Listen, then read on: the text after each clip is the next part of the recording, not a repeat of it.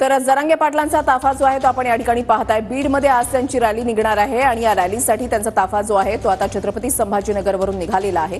महत्त्वाची बातमी आपण पाहताय, जरांगेंची शांतता जनजागृती रॅली ही महाराष्ट्राच्या कानाकोपऱ्यामधून निघतेय। पहिल्या टप्प्यामध्ये मराठवाड्याचा समावेश आहे आणि 13 तारखेपर्यंत ही रॅली जी आहे ती निघणार आहे आणि त्याच्यामुळे आजचा टप्पा जो आहे तो बीडमधला असेल। आरोप प्रत्यारोप टीका टिप्पणी आतापर्यंत अनेकदा झालेली आहे। ज्या ज्या ठिकाणी रॅली निघालेली आहे त्या ठिकाणी रॅलीनंतर सभेचं आयोजन सुद्धा करण्यात आलेलं आहे। मात्र बीडमध्ये पोलिसांनी या रॅलीला परवानगी दिली आहे, मात्र सभेला परवानगी नाकारलेली आहे। त्याच्यामुळे आता पुढे जरांगे पाटलांची भूमिका काय असते हे सुद्धा पाहणं महत्त्वाचं असेल।